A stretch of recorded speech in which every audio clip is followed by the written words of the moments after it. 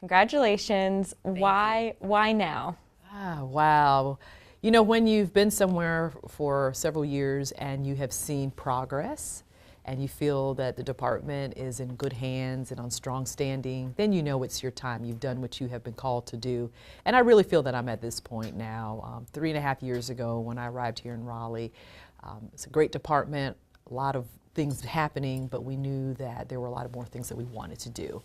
I feel that we have accomplished that, and now we have strong leadership in place, and so I'm ready to pass the mantle.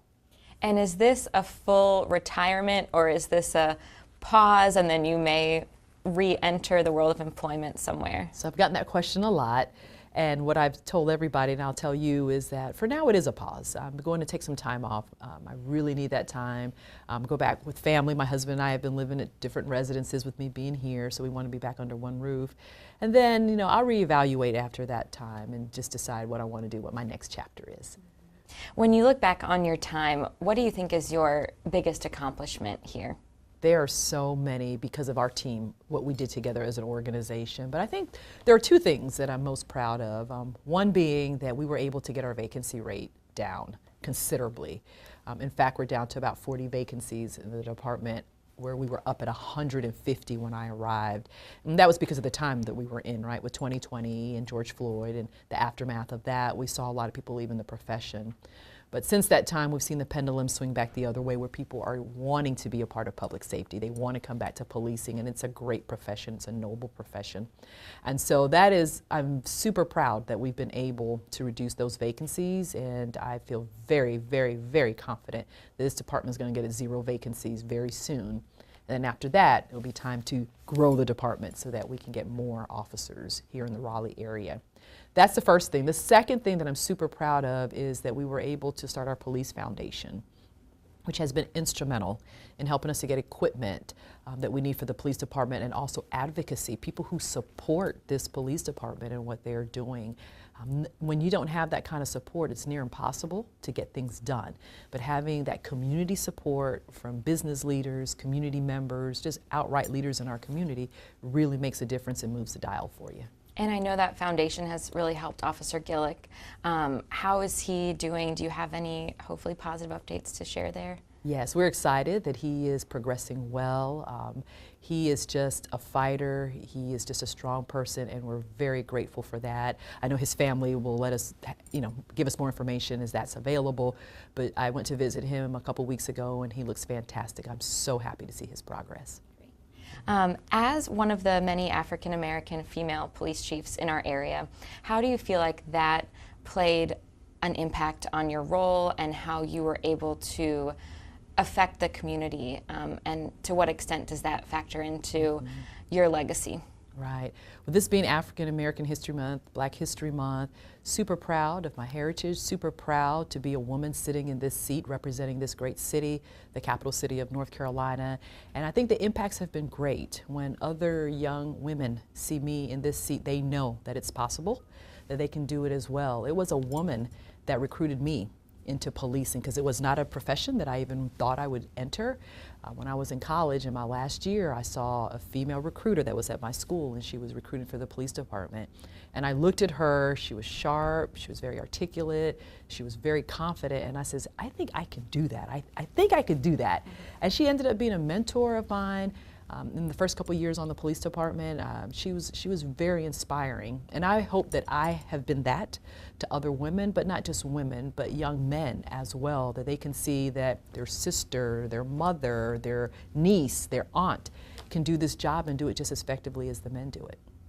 What do you hope for your successor? Do you have any characteristics that you are really looking for? Yes, I would say to my successor, you have to be community-minded. You have to make sure that you embed the community in everything that you do in the police department. I would say to that person that if you have the community on your side, you're going to be able to really accomplish a lot, and you're going to move the dial.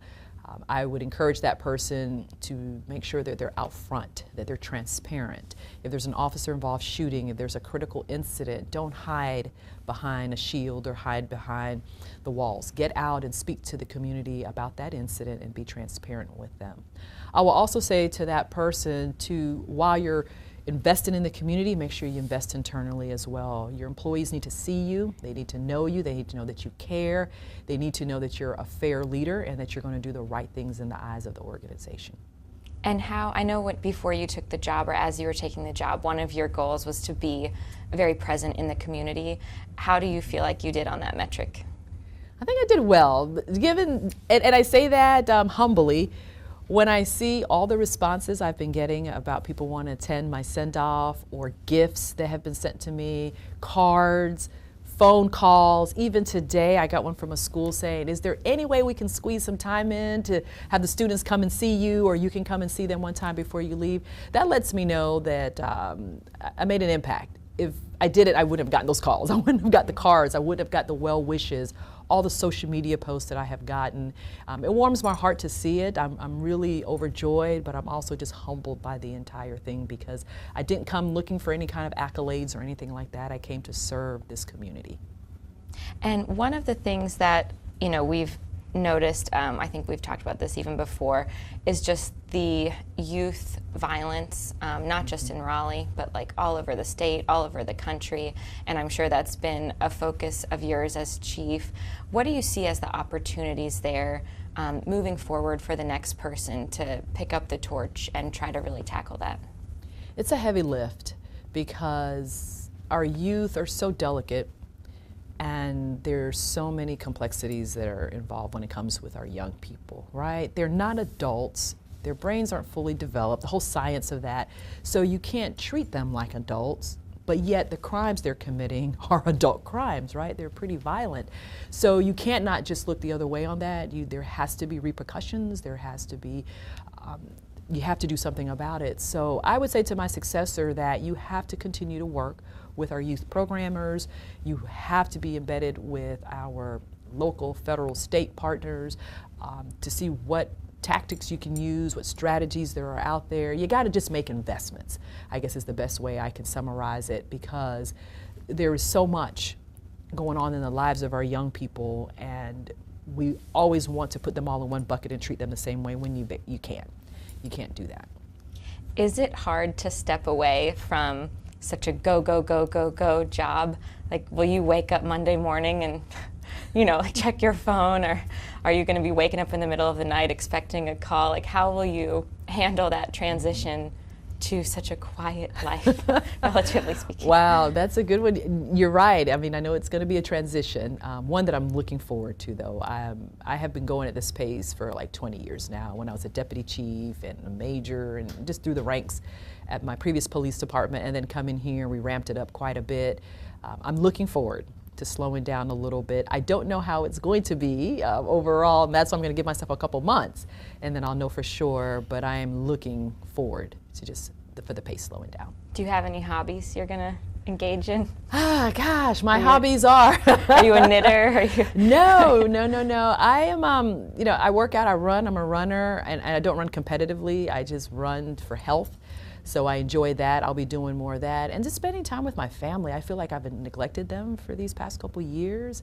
And so I just kind of want to give back to them. My mom and I have some trips planned and some different things. So I'm looking forward to spending time with her.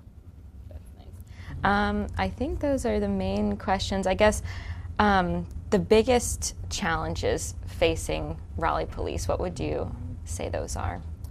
Yeah, so the biggest challenges, one is going to be to expand this police department. A city this size needs more officers. Just, we are short. We're allocated 800, we should be at 1,000 officers easily, just based on our population.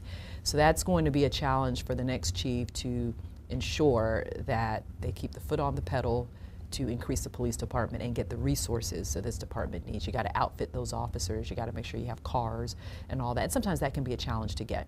So I think that's going to be huge. And then just really keeping your eyes on crime trends. So violent crime, right now violent crime is down, and I'm so happy to be able to leave the department in that area in that way. I think that's outstanding that we've been able to impact violent crime in such a significant way. Continuing to do that, because that's where fear comes in the communities when you see violence. When we have incidents that happen like what happened in North Hills, or what happened on I-40 with the shooter, or even the incident in which Officer Gillick was shot that is nerve-wracking to the general public, and we understand that. So just being able to be laser focused on violent crime and violent crime prevention, I think is going to be huge. That's a challenge for the next chief, but I'm sure that person will be up to it and they will do a great job. And then lastly, was there a moment that you knew, like, it's my time, or was it a slow kind of realization?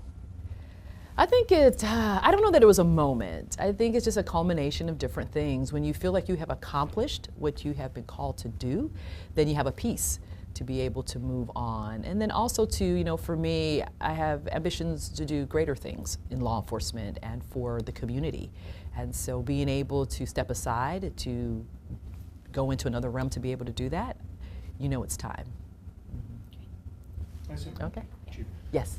the time that you came in was such a weird, tumultuous time, just for for the community, for the country, everything else. How do you look back on that? I mean, as far as kind of coming in at the time that you did, and just, I guess, did it seem longer? Did it seem short? You know what I mean? It's one of those, just such a weird time that we all went through, and just to experience that and going into this post and now coming out the other side of it. How do you look back at that kind of time and everything that was going on? Yeah, right. I think about in 2021 when I came into this role, the police was just, we were so, I don't want to say isolated, that's not the word. Let me just kind of back up. When I came into the role in 2021, we were very divided. Our nation was very divided, and the police was on one side and the community was on the other side. And we knew we had to bridge that gap somehow. And in the last 3 years, I feel so confident that we have. As a community, this Raleigh community has really rallied behind the officers. And if you think I'm kidding, just go to our social media pages and see the comments, see how people revere us, and they talk about all the great things this department's doing. I see my officers out at Dix Park sledding with children. I don't think we were doing that in 2021. It was just, people didn't even want their children being around the police. But now we've come to a point now where the community has regained their trust in us. We want to continue to build that. They know as a police department we're coming, we're responding if they have a call, that we're concerned about what's happening to them, and that we're going to do our best as a police department to rectify that.